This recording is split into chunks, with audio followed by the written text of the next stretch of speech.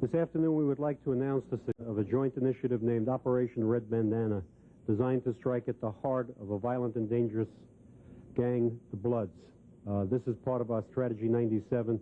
If you recall, one component of Strategy 97 was elimination of dangerous gangs.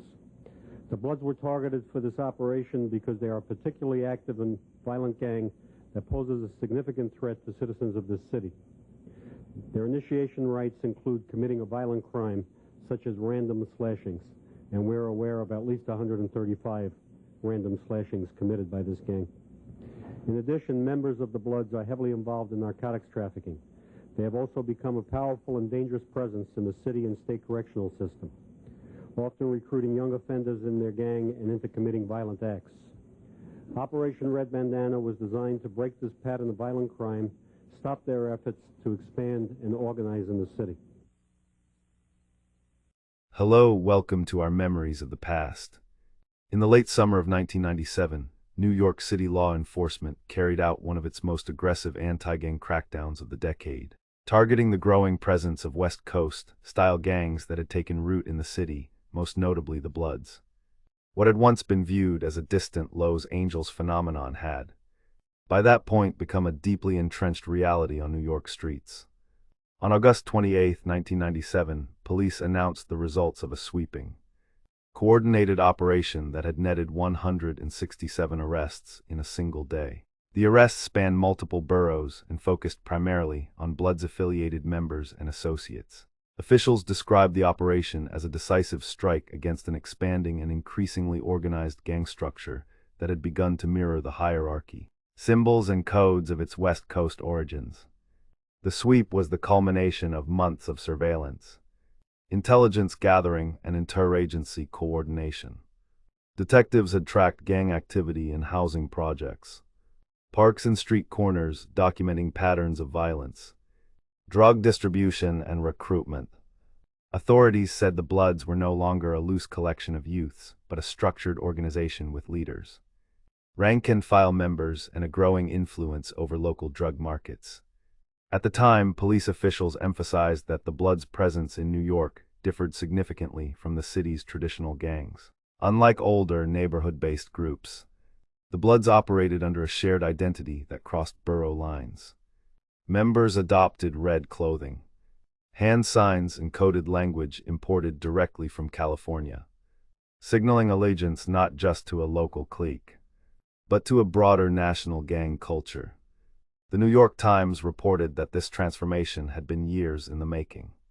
During the early 1990s, young men who had spent time in California, often through family relocations, incarceration, or juvenile detention, brought gang affiliations back with them to New York. Prisons and youth facilities played a significant role in accelerating the spread. Inmates who encountered Bloods and Crips behind bars carried those identities back into their neighborhoods upon release. By the mid-1990s, law enforcement officials acknowledged that West Coast gangs were no longer an emerging threat, they were firmly established. While the Bloods did not yet exercise the same level of centralized control seen in Los Angeles, they had embedded themselves into existing street-level drug operations. Gang identity became both a recruiting tool and a method of intimidation, helping younger members assert power quickly in volatile environments.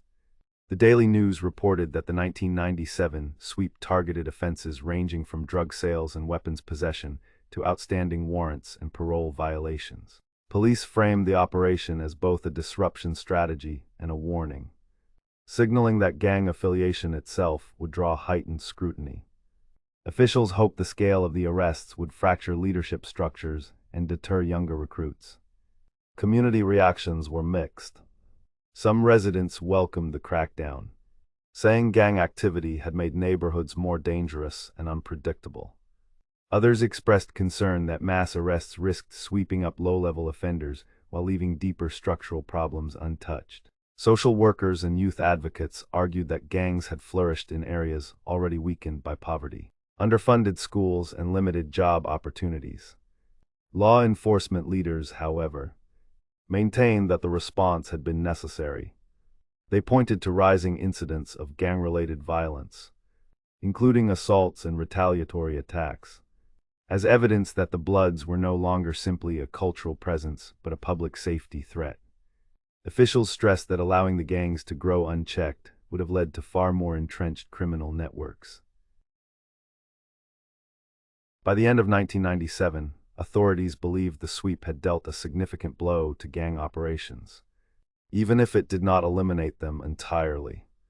The arrests disrupted drug pipelines, removed key players from the streets, and forced remaining members to operate more cautiously. Still, police acknowledged that the broader struggle against gang expansion was far from over. The events of that summer marked a turning point in how New York City viewed and confronted West Coast gangs.